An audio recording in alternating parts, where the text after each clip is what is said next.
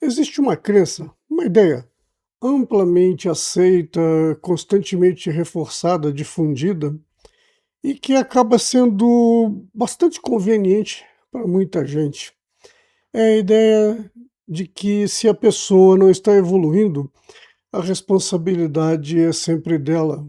Falta esforço, falta foco, falta disciplina. Só que essa explicação é incompleta, porque nem todo ambiente permite aprendizado.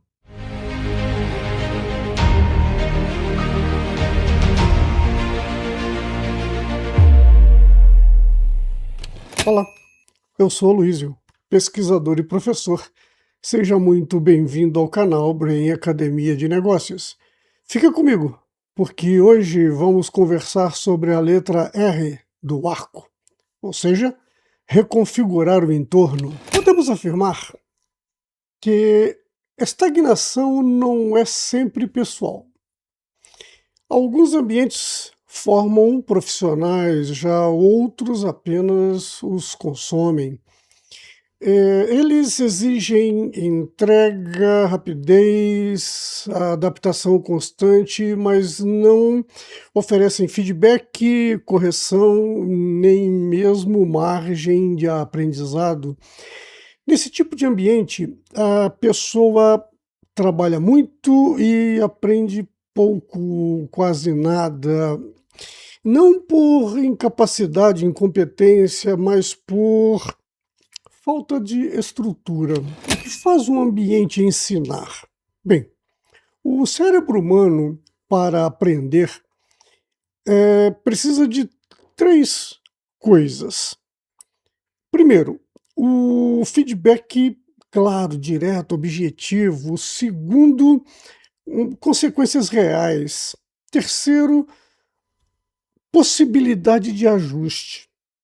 Quando se erra, deve-se dar oportunidade de consertar a coisa, né? De promover ajustes necessários. Sem isso, o erro não ensina, ele gera apenas medo, insegurança e indiferença. Erro não é o problema. Afinal de contas, como diz o ditado popular, errar é humano, mas permanecer no erro é diabólico, né? O erro pode ser um extraordinário, um excelente professor.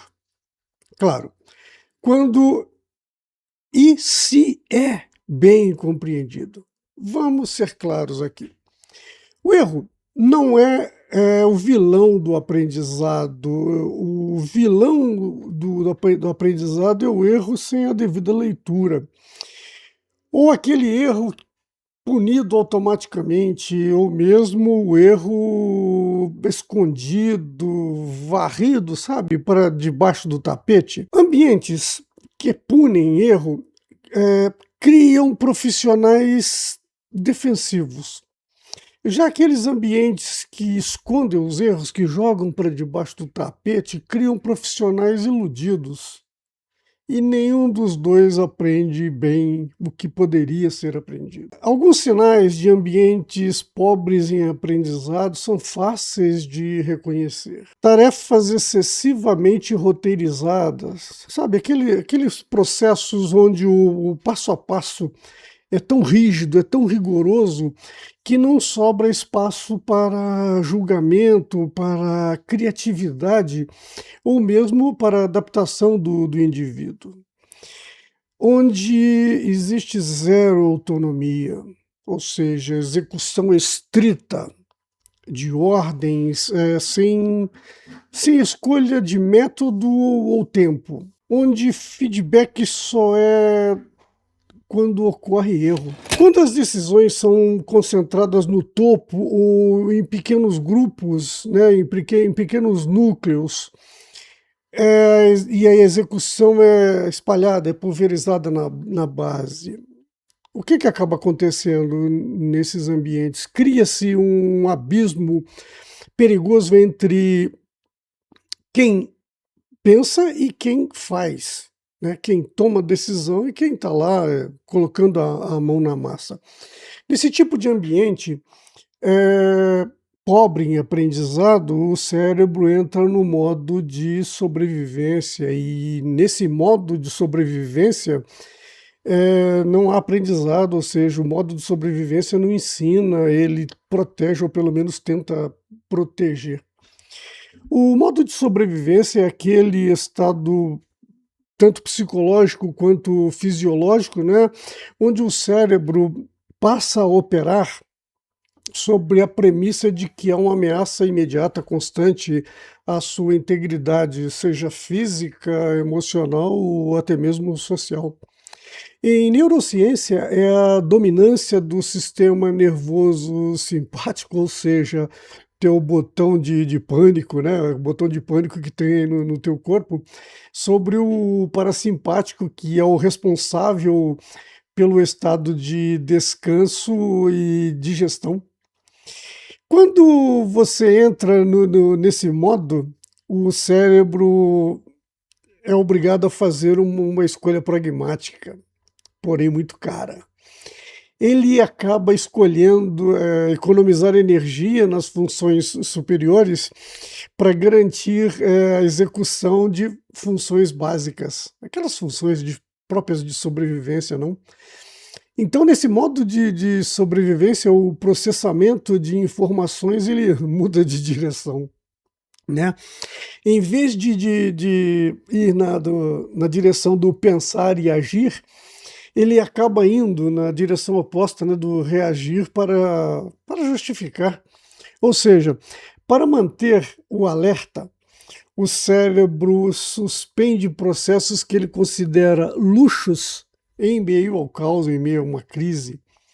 No modo sobrevivência, o cérebro ativa a memória implícita, hábitos, medos, traumas, e negligencia o que se denomina de memória declarativa, que são fatos concretos, né, conceitos e a própria lógica. Mas há possibilidade de reconfigurar esse entorno. E é aqui que entra a letra R do arco. Porém, configurar o entorno não significa necessariamente trocar de emprego. Significa ajustar como você se expõe ao trabalho, significa buscar feedback de forma objetiva, significa também assumir pequenos riscos controlados, claro, significa observar erros de outras pessoas, tornar visível o que antes era varrido para debaixo do tapete. Um ponto pouco explorado é aprender com o erro dos outros. Observar o que os outros estão fazendo, né? Isso é conhecido como aprendizado vicário, ou seja, sem a necessidade de experimentar a situação ou o erro de forma direta, né? O aprendizado vicário é a estratégia de economia de energia por excelência. Isso porque o cérebro aprende quase tão bem observando as falhas, né, os erros de outras pessoas, quanto as vivendo de forma objetiva, né, sentindo na própria pele. Claro, desde que haja atenção e principalmente reflexão. Vamos a alguns exemplos. Analisar projetos que falharam, que deram errado, né? Decisões ruins, decisões mal formuladas estrategicamente, processos quebrados, processos equivocados.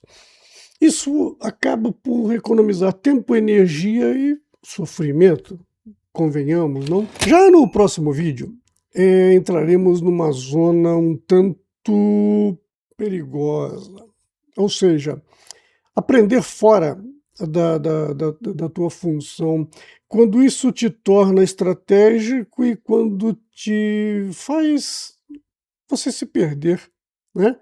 Porque nem todo aprendizado amplia conhecimento e horizontes, alguns simplesmente distraem. Então, se esse vídeo fez sentido para você, se ele agregou valor, considere se inscrever no canal Brain Academia de Negócios, compartilhe com teus amigos e familiares, acione o sininho para receber notificações sempre que publicarmos um vídeo novo aqui no canal. Deixe o teu gostei. Por quê? Transformação começa com uma ideia. Vamos explorar juntos. Obrigado por assistir. Até a próxima.